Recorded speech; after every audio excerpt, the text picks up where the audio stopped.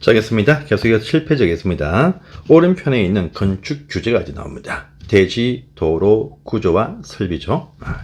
항상 한 문제, 두 문제 나옵니다. 대지의 조건들, 또 도로의 접도성, 그 다음에 구조의 안전성, 필요한 설비의 어떤 장착성이 필요합니다.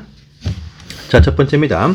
이 대지에 관한 사항이 쭉 뜨네요. 요 네 가지 참 중요하죠. 시험에 늘상 나오지만 아주 쉬워서 안 틀리는 파트입니다. 일단 대지도 안전해야 된다. 건축물 지을 땅 대지가 안전할 필요성이 있습니다.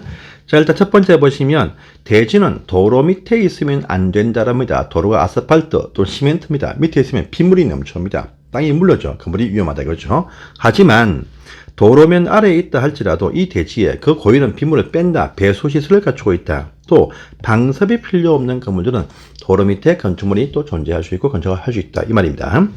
또 섭지, 매립지 건축하면 안 되겠죠. 원래 원칙은요. 하지만 성토하거나 지방 개량되어서 안전성이 확인되었다 하면 건축하게 해줍니다. 또 경사지, 각도가 너무 경사진 땅에서는 건축을 못한다가 원칙입니다. 하지만 일정한 각도가 딱 나올 때 좀 만만하다 해도 건축할 수 있지만 토사가 유입돼 이걸 막기 위해서 안전조치 필요합니다. 이게 뭐냐? 옹벽이죠. 옹벽이 필요하다랍니다. 옹벽이 필요한 그 조건은요, 경사 각도가 1대 1.5 이상의 각도가 나오면서 이 경사지의 높이가 1m 이상일 때부터 옹벽 조치가 필요하다 등이 있습니다. 또 이 옹벽이 2m 이상 높이가 딱 되어지면 콘크리트로 하라 라는 말도 있고, 지지대, 또 배수구 외에는 돌출물이 있으면 안 되겠다라는 부분도 있습니다.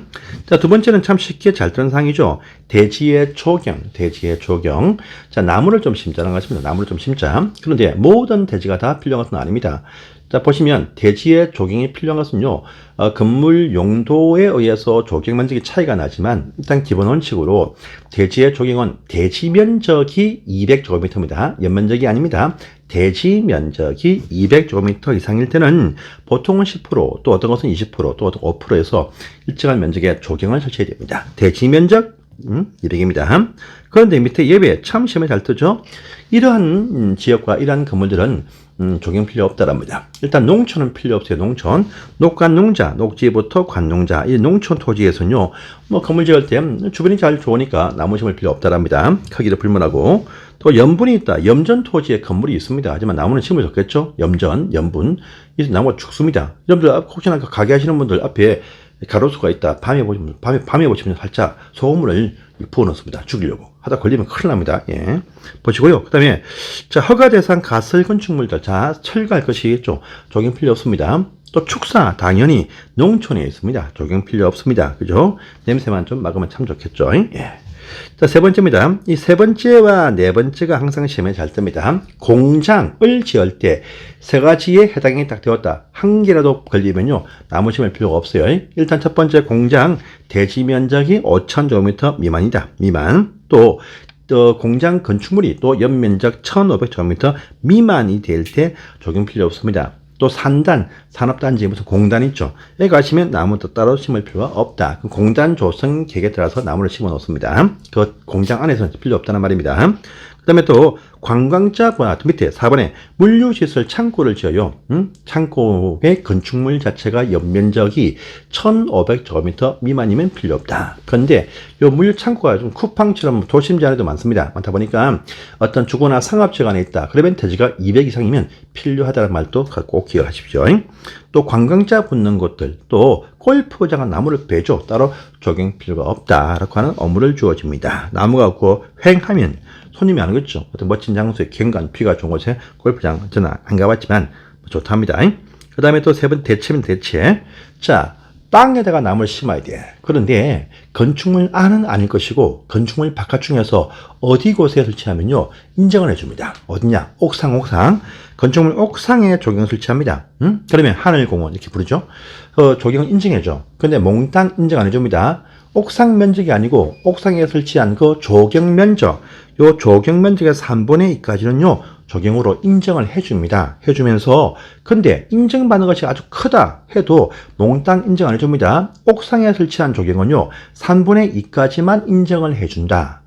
인정을 받으면 그것이 땅에 원래 설치해야 될 설치할 땅의 면적을 전체를 다 공제하지 못합니다. 절반만 공제한다. 옥상에 만약에 300제곱미터 크게 설치했다 해도 땅에는 100만 필요해. 100만. 300에 100 엄청 많죠. 300에도 3분의 2만 인정하니까 200만 인정해줘. 200 가지고 대체할 때도 땅에 설치할 면적의 100분의 50을 초과할 수 없다. 땅에 반은 나무를 심어라. 이 의미가 포함이 되어 있습니다. 이것도 체크하시고요. 그 다음에 공개 공지입니다. 이게 뭡니까? 쉼터. 어떤 큰 건물 지을 때, 백화점이나 이마트 지을 때 손님들이 밖에서 담배도 필 수 있어야 됩니다. 쉬어야 됩니다. 쉼터입니다. 쉼터. 대지 안에 건물 밖에서 어떤 공터에서 쉼터를 딱 두어서 이렇게 쉬게 하는 장소가 있습니다. 뭐냐? 공개 공지입니다. 보통 가시면 큰 뭐 백화점에서는 열린 공지다 이렇게 해서 홍보를 하고 있습니다. 공개 공지 등입니다. 이걸 설치를 해야 돼. 그런데 모든 장소가 다 필요한 것은 아닙니다. 설치하는 대상 지역과 또 대상 면적과 건축물 종류가 있습니다. 자, 대지역 보시면 일반인 출입이 참 많은 곳 있죠. 어디겠습니까? 일준위, 상준위, 일반 주거지역, 준주거지역, 상업지역은 전부 다. 그 다음에 준공업지역입니다. 그래서 일준위, 상준위라 부릅니다. 전용 주거지역 아닙니다. 또 준공업지역이죠. 일반 공업지역 아닙니다. 일반 주거지역은 포함이 되어도 준주거지역 포함이 되어도 또 상업지역 포함이 되어도 준공업지역이 포함이 되어도 나머지 지역들은요 여기에 포함이 안 됩니다. 그래서 일준위, 상준위 이렇게 하십시오. 자, 건물 대상이 있습니다. 모든 건물이 다 필요한 것은 아니에요. 공장일 때는요 쉼터가 필요 없습니다. 공장은요 따로 휴게소가 있겠죠. 그래서 보시면 밑에 있습니다. 문종판, 숙, 업무시설. 이거 잘 보시니까 뭐가 떠오릅니까? 다중이용 건축물 보시면 문종판, 운숙, 종합병원이죠. 이것은 문종판, 운숙까지는 똑같아요. 그 다음이 뭐냐? 업무시설. 좀 크게 해서 이것도 바닥면적 5천 이상으로 이렇게 건축할 때는 그 건물 밖에 대지 한쪽에 공개 공지를 설치를 하게 되어져 있습니다. 자, 그러면 설치했죠? 혜택을 또 줘요. 자, 건폐율과 용적률과 높이 제한을 완화할 수 있는데 그 대통령령이 위임합니다. 위임되어진 내용을 보니까 용적률과 높이 제한에 대해서만 1.2배까지 완화할 수 있다 해서 용이 1.2배 완화 이렇게 하십시오. 자, 공지의 설치 면적은요 이 땅 대지 면적의 10% 이내에서 지방조례에서 정하는 면적 이상으로 설치합니다. 10% 이내. 그 다음에 실제 따로 공지를 두지 않고 조경 설치한 면적 또는요 매장 문화재 현지 보존 조치 면적이 공지로 인정을 받기도 한다라고 합니다. 나무를 심고 의자 놓으면 같이 조경했다. 또 쉼터했다. 같이 인정을 받겠다. 이런 게 포함되겠죠. 출입 제한하면 안 돼요. 하지만 연간 60일 내에서 활용할 수 있어요. 여러분들 뭐 세이버존이라든지 뭐 가시면 바깥에 천막을 치고 물건만 팔고 있죠. 공기공지라고. 원래 60일까지만 다 이용해야 됩니다. 그런데 가보시면 1년 내내 물건 쌓아두고 있죠. 어쨌든 간에 선배들의 경제활동을 위해서 필요할 수 있습니다. 저도 옷 사입을 때 그런 식의 야외 부스에서 많이 삽니다. 뭐 철지난 2년, 3년 대박 나이 먹고 무슨 뭐 유행을 뭐 보겠습니까? 참 질 좋고 싸고 많이 구입합니다. 연간 60일, 원칙 60일 가주십시오. 그래서 이것들 참 잘 되는 상이다 보시고요. 그 다음에 밑에 있죠. 대지의 분할 제한 면적.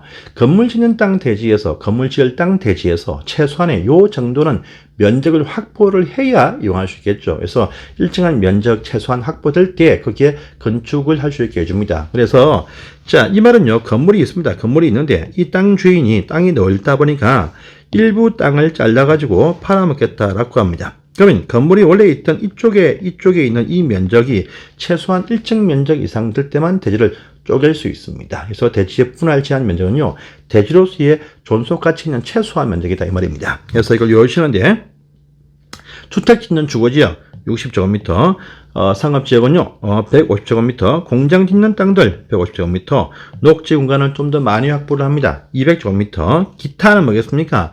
관용자, 시골 농촌마을 말합니다. 60제곱미터입니다. 요 규모까지는 분할할 수 있어. 근데 요 규모 미달되는 분할 금지다. 건물이 있는 대지에서 땅을 쪼갤 때 건물이 있는 쪽에 최소한 면적이 요 면적 이상이 필요하다.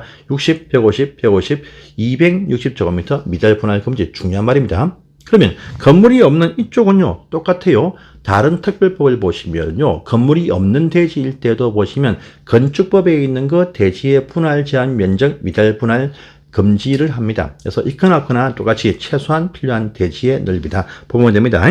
이런 지역에서 이 면적이 안 된다. 그러면요, 이 면적 자체에서 건축을 못 합니다. 못해요. 그래서 이 그 옆에 땅을 사든지 매입하든지 해야 됩니다. 최소한에 필요한 대지의 면적입니다. 자, 그러면 뭐 땅은 넓게 쪼개었습니다. 그러면 막 분할할 수 있습니까? 그건 또 아닙니다. 밑에 보시면 기타 간접적인 법 제한 때문에 또 분할 제한되기도 합니다. 이 큰 넓은 땅을 건물이 있다. 쪼개었어요. 쪼개어도 도로가 이렇게 딱 붙어 있죠. 출입을 못해. 맹지면 안 됩니다. 이같이 기타 법정들 대지 도로와의 관계, 바로 접도 관계를 말합니다. 여기에 길을 내어주라 말입니다. 그 다음에 건폐율과 용적률과 또 대지 앞뒤에 띄우는 공지주항, 요거들 다 맞추어서 분할해라. 그 다음에 높이 제한과 일조를 위한 높이 제한들도 맞춰서 해라. 그래서 대건이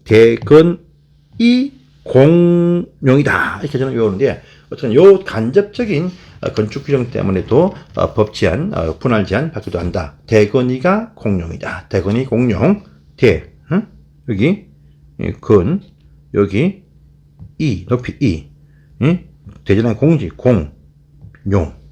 이렇게 해서 저는 외우는데, 요 간접적인 대지의 분할 제한도 있더라 해서 요 틀은 또 한 문제 항상 뜨니까 꼭 정리하실 중요한 사항입니다. 감사합니다.